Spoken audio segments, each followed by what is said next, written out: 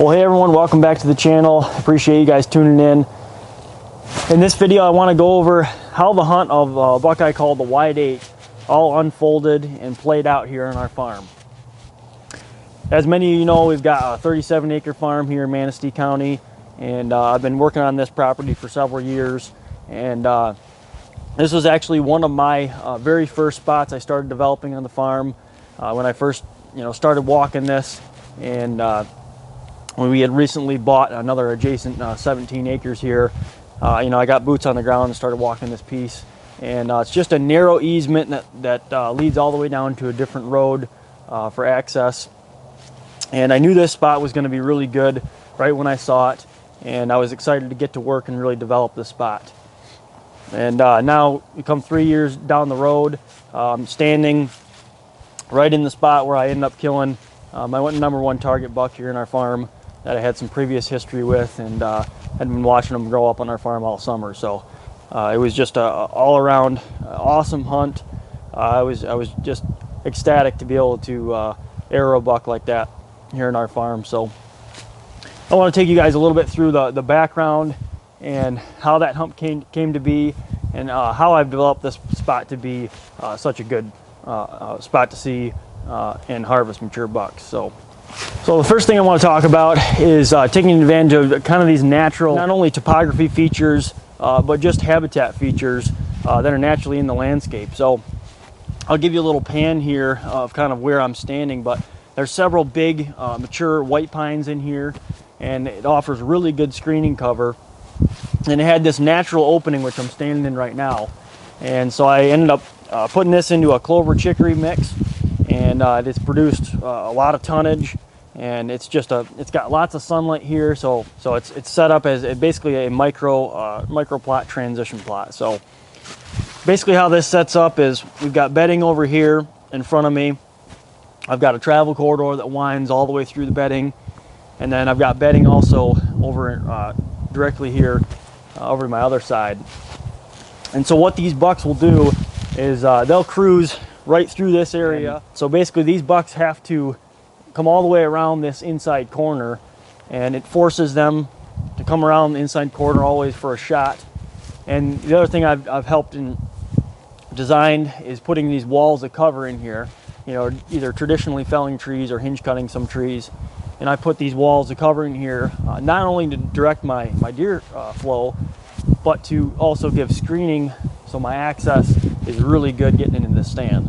And that is one of the key components to why I believe this stand is so successful. So another thing that I really wanted to mention in this video is how this sets up in correlation to these bedding areas.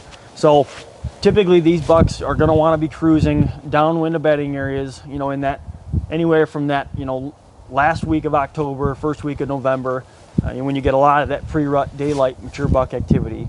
And so I ended up killing the Wide 8 on November 8th. And it was about 3:30.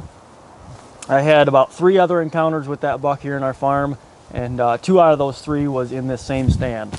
So directly behind me is actually a hayfield, and these bucks have been known to cruise this hayfield a lot of times.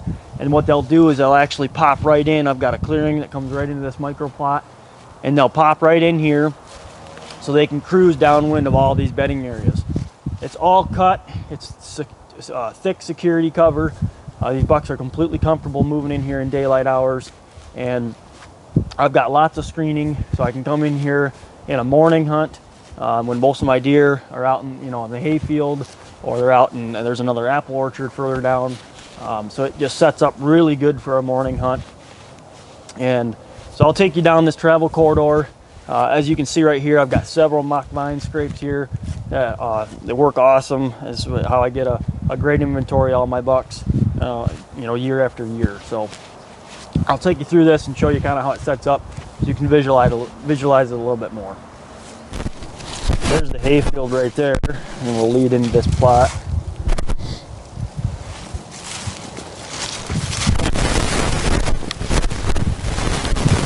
Basically forms the hub right here with this scrape. I've got a travel corridor that comes directly down through here, wraps all the way around this pine, and I'll show you that, and it continues down around there. We've got another trail that comes all the way down through here, and we've got the other trail that comes right through here, and they all form right here at the scrape. So taking advantage of those hubs and also creating those hubs on your property can be just a game changer. Here's my stand right here. See, I've got a pretty good backdrop up in that white pine.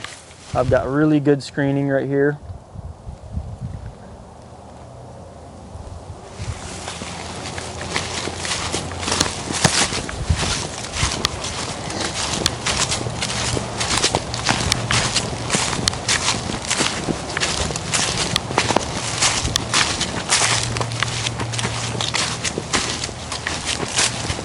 Got another vine scrape right here.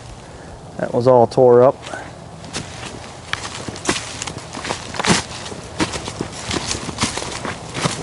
You can see this wall of cover right here, just how thick that is. And again, this is all well after leaf drop. Today's December 9th.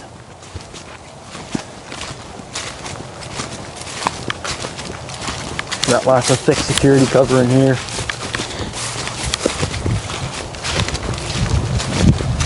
And this leads right down to a little bit bigger staging plot and a natural water hole here.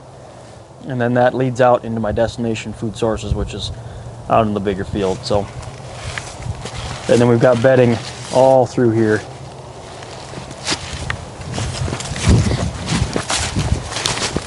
Well, thanks a lot for watching, guys. If you are interested in creating something like this situation here in your property, please get a hold of me, as I'm now booking consultation and different cutting jobs on properties all across the state and surrounding states. So I look forward to working with you guys, and thanks again for watching.